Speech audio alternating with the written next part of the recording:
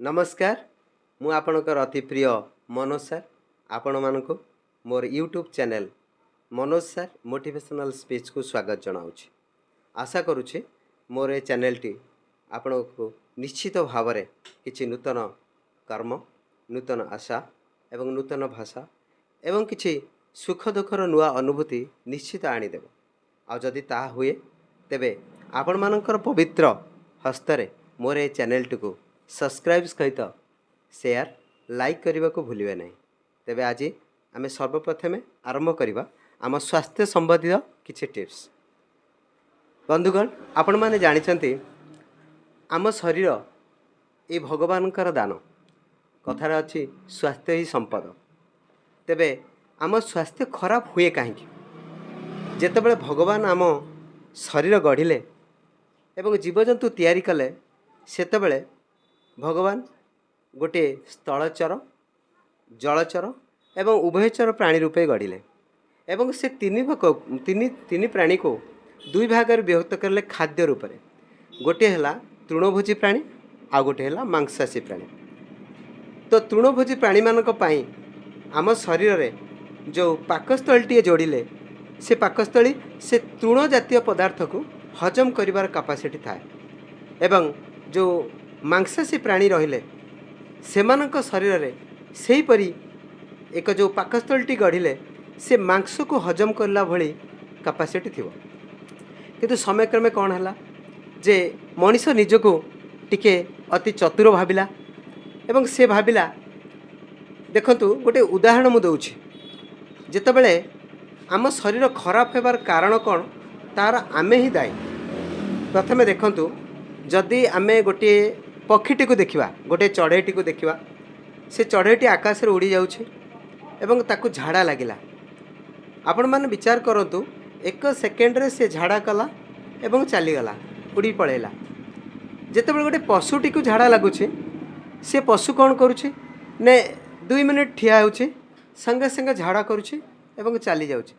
किंतु आपण माने विचार करिवे गोटे मनुष्य जेतेबेले बाथरूम को जाउछि सेतेबेले से अध घंटाए भी हाएस्टली अध घंटाए भी से बसी पारुछि। तार कारण कौन? तार कारण हूँ आमे निजे ही से दायी।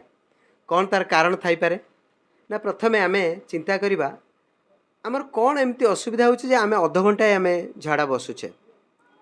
आमे एइथिपाई दायी जे पक्षीटे से तार कौन कला ना ता खाद्य भगवान तैयारी करथिबा ता खाद्य ही खाइला। पशुटे भगवान ता पाई रखिथिबा खाद्य से ही खाइला। किंतु ये मनुष्य कहला मु बहुत चतुर मु पक्षीर खाद्य खाइबी पशुर खाद्य भी खाइबी एवं मोर खाद्य खाइबी कारण मु बहुत चालाक मु बहुत चतुर। यही चतुरता ही ता जीवन को नष्ट कर दिए। किपरि भाबे आसंतु परीक्षा करिवा।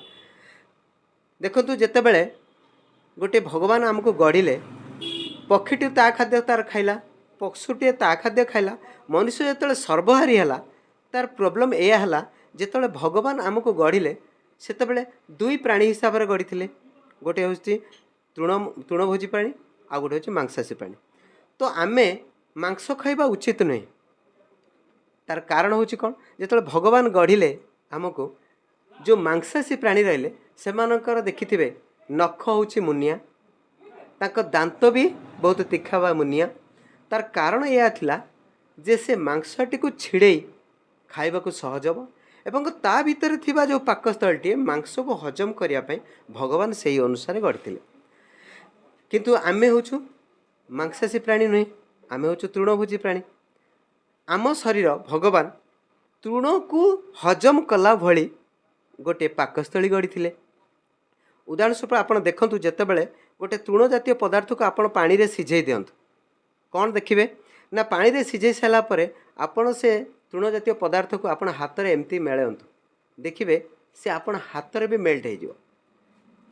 किंतु मांस को 2 मास धरी जदि आपण सिझांती ता परे ताको बाहर करके हाथ रे मेल्ट करिया को चेष्टा करती से हबो नाही। ता माने एठी भाबंतु आम शरीर होछि तृणभोजी प्राणी आमे तृणभोजी प्राणी आमे कौन करवा उचित आमे तृण जातीय पदार्थ खाइबा उचित। जो माने मांसाशी प्राणी तांको मुनिया दांत दिया होता मुनिया नख दिया होता छिड़े खाया किंतु आमर देखंतु जेतक प्रत्येक तृणभोजी प्राणी सेमानकर नख चेप्टा देखंतु हाथी की देखंतु हाथी तृणभोजी प्राणी हाथी भी चेप्टा तार नख देखंतु चेप्टा तो से केते विशाल काय सी तो मांस हजम करि पारि था किंतु से खाए नहीं कारण से गोटे पशु से जानी भगवान मते जो माध्यम तैयारी करछि मो खाद्य जहाँ तैयारी करछि मु ताकू ही खाइबी से जिते विशाल बड़ हेले भी जिते ताकतवर हेले भी से अधिक चालाकी देखाए ना तेणु मनुष्य तार बुद्धि बल कौन करे मु हजम करि बोली खाए किंतु विडंबना होची एठी जे से हजम करि पारे नहीं कारण आम भितर जो पाकस्थलटी अच्छी बहुत सूक्ष्म एवं से केवल मात्र तृण जातीय पदार्थ को हजम करि पारिबो आमे तो खाई से तो केबे फपाड़ी दबनी ना पेट तो फपाड़बनी तो कौन कर पेशिवा आरंभ कर ता भितर आमे जबरदस्त गोटे पेशिया जेहेतु देइछन्ति से जबरदस्त पेशिब एवं जहाँफल तार गोटे रिएक्शन घटिव तो रिएक्शन घटला पर कौन हम ना आमर जो पाचक रस रही आमर जो पाकस्थल एंटायर बहुत गुड़े परिश्रम कर परिश्रम कलापर गोटे लिक्विड खेरित हम से लिक्विड आम खाद्य मिसो भाइब्रेसन जो बडीटा हम कारण जेहेतु आम खाद्य देचे निश्चित भाव से हजम कर से कौन हम ना से जो विषाक्त पदार्थ आम खाद्य मिसिला आम रक्त सहित मिसिला आम शिरा प्रशिरा जाए रक्त सहित मिसिला काछ कुंडिया कतुर आरंभ करी आमर पेटरे घा हवा मलकंटक हवा पाइल्स हवा विभिन्न प्रकार रोग आमको बाहर तो जहाँफल कौन हम आम रोगिणा हो तो जितेबाला आम जदि आम खाद्य आम खाई था आम ये रोगर पड़ न था ताल आउ गोटे जिनस उदाहरण मुझे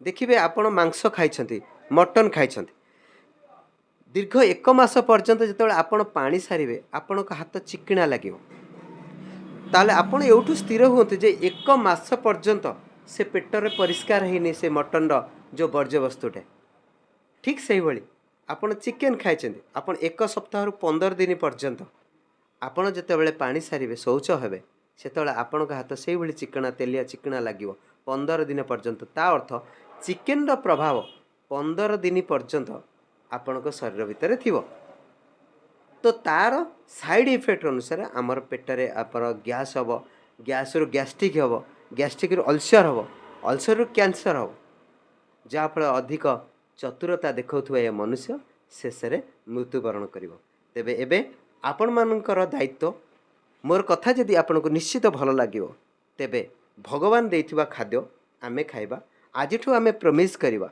माछ मांस माछ खाइले चलिबो मांस आमर शरीर पाई नुहे भगवान आम पाई मांस तैयारी करना आपण माछटा को सिझे हाथ में मेल्ट कले मेल्ट हो पार आपण माछ खाऊँ किंतु माछर ऊपर चमड़ा खाइबे नहीं किंतु चिकेन आउ मटन मोर अनुरोध चिकेन मटन कदापि खाइबे नहीं एवं आमे जदि एतिके आमे बारण करिबा एवं मानिबा आमे निश्चित गोटे सुंदर सुस्थ और निराडंबर जीवन बितेबा।